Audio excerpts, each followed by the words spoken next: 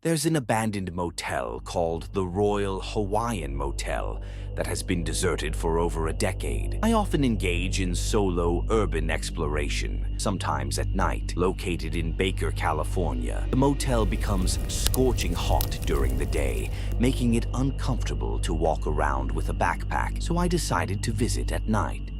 Getting there was easy. I parked on the side of the road and walked over. There was no fence or security, making it one of the more accessible structures I've explored. At the back, I found a deep pool covered in graffiti. I shone my flashlight at the motel and noticed that many of the upstairs room doors were either slightly ajar or completely shattered. It was an eerie sight, but not surprising given the place's long abandonment. Parts of the motel appeared to have been engulfed in flames and were partially burned down. I explored the exterior for a while, enjoying the silence of the night, broken only by the sound of my shoes crunching on debris. Suddenly, my blood ran cold when I heard a female voice nearby. My instinct was to hide, fearing it might be a security worker or someone who could cause trouble. I quickly ducked into one of the ground-level rooms and turned off my flashlight. After a minute of silence, I turned my flashlight back on and surveyed the room. It was covered in graffiti and contained only a dusty old mattress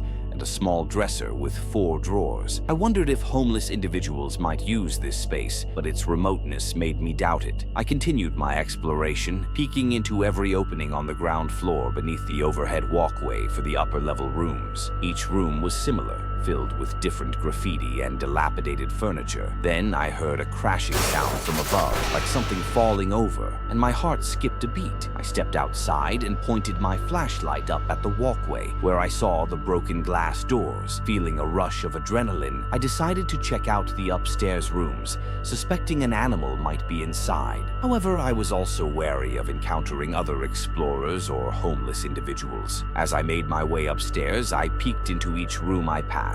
They were all similarly furnished, filled with junk, debris, and old mattresses. The banging sound grew louder as I walked further down the walkway. Consistent, rhythmic thumping. Someone was definitely there. I approached the door where the noise was coming from, but as I got closer, it stopped.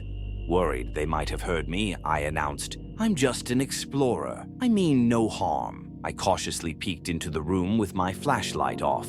It was nearly pitch black, but I was sure I saw a figure near the back wall. The room smelled foul. I pulled my head back to turn on my flashlight, aiming it at the floor first. When I slowly shone it into the room, I was met with the sight of 2 pale, bare feet approaching me quickly. In a panic, I aimed the light higher and revealed a woman with a bloodied forehead and yellowish substance around her mouth, which hung open. It was a horrifying sight. I bolted out of there, hearing her scream as I ran. Her screams didn't fade, indicating she was chasing me. I dashed down the stairs and out into the night, making it back to my car without being followed. I called my friend George, who shares my interest in urban exploration. I had invited him to join me that night, but he couldn't make it. I recounted my terrifying encounter, and we came to a disturbing conclusion that the thumping I heard was likely the woman banging her head against the wall, explaining her bloody forehead. When I suggested calling the police, George advised against it,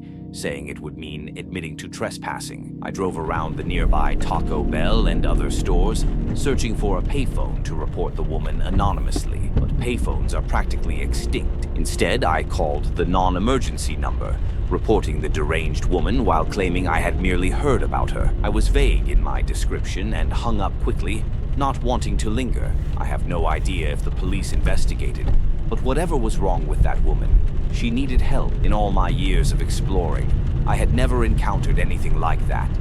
A few years ago, I lived in a small town and my family moved 4 hours away to escape drama. While my parents were house hunting, I invited a friend over and called my cousins for a road trip. We chose to visit Bryce Hospital, a supposedly haunted psychiatric facility known for mistreating and torturing patients before it was shut down. As the population declined, the building deteriorated, succumbing to nature. We left around 11 p.m. to arrive by 2 a.m. The car ride was fun, and we were excited about our adventure. We arrived around 2:43 a.m. and parked at the beginning of a dirt road leading to the hospital. After a few minutes of hesitation, we decided to proceed. Despite a lingering sense of foreboding, the road felt endless, overgrown with grass and branches. Upon reaching the building, we were struck by its size. The roof was rotted, and vines covered the walls. In the middle of what was once a parking lot stood a large old fountain, also covered in vines. With the headlights as our only source of light, we turned off the car and got out. As we entered the building, I noticed pentagrams spray-painted on the walls. We ventured further in and climbed the stairs, which were nearly non-existent. We then climbed a ladder onto what remained of the roof. From there, we noticed a light in the front of the building, resembling a phone light. We called out, but received no response, and the light vanished. My cousin suggested we move into another room for safety, but I felt uneasy. I wandered into an adjacent room filled with old mattresses and graffiti. While I was exploring, I heard my cousins talking, when suddenly I heard a faint sound, like a rock being thrown at the window. Dismissing it, I rejoined my cousins and we decided to check out the basement. The descent was difficult due to the smashed stairs, and we paused to catch our breath. Suddenly, a voice emerged from the back of the room. We froze, exchanging fearful glances. My cousin cautiously approached the sound, shining his light around. When the beam reached the far end of the room, he spotted a man squatting against the wall. My cousin slowly backed away, and once he returned to us, he called out to the man, asking if he was okay. The man turned and stared blankly at us before letting out a wild scream and charging toward us. We screamed and fled, unsure of where to go, but we ultimately climbed out a window and into the woods behind the building. I remember running and screaming, hearing the man close behind me. My cousins were ahead, and I struggled to keep up, running into trees that left my body aching. Finally, I caught up with them in a clearing, and we found a trail leading back to the car. After an exhausting hour of searching in the wrong direction, we finally saw the building again and sighed in relief, realizing we were close to the car. However, we heard rustling in the bushes nearby, and suddenly, a rock flew out and hit my friend. The man emerged from the bushes, forcing us to make a run for the car. We sprinted, managing to get inside and lock the doors just in time. As we started the car, the headlights illuminated the man running toward us. He began banging on the windows with a glass bottle. We put the car in drive and sped away, shocked and silent during the entire ride home. After that night, none of us had any interest in urban exploration again. This incident took place in the countryside of Georgia when I was 15, accompanied by my 18-year-old brother, Seb. He was keen on exploring creepy places and had heard of a large abandoned house nearby. Not wanting to go alone, he invited me along for the adventure. Seb parked the car in a concealed spot, hidden by trees, and we walked down a neglected concrete road filled with cracks and overgrown grass. Suddenly, we noticed a woman walking behind us. I asked Seb what we should do, and he advised me to stay calm, as running might draw suspicion. The woman walked with her hands folded behind her back, seemingly relaxed. As she got closer, I noticed a smile on her face. She then said, "Lovely day today, isn't it?" Seb and I replied in unison, "Yeah." However, as she approached, she declared, "I have to go to bed now." Confused, we quickened our pace without exchanging words.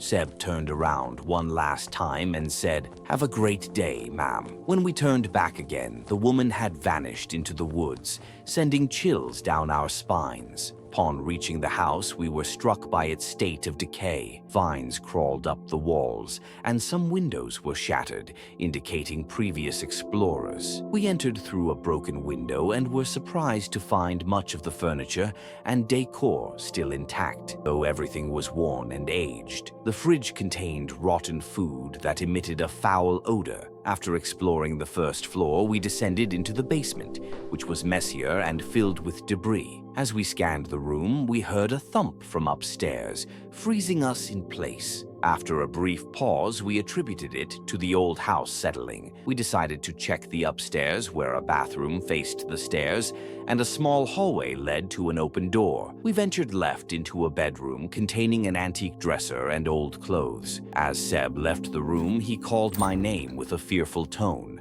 I stepped into the hallway and saw the woman from earlier standing in front of a bed, in another bedroom. She was still smiling and asked, "Do you want to see what's behind my back?" Seb yelled, "Fuck you," and pushed me to run. We sprinted for the front door and fled outside. I glanced back at the house, half expecting her to chase us, but she was not in sight. We continued running until we reached the car, both of us panting heavily. On the drive home, we speculated about what had just happened. We wondered if she was a deranged woman living in the abandoned house or someone who had escaped from a mental facility. Regardless, the unanswered question haunted us. What was she hiding behind her back?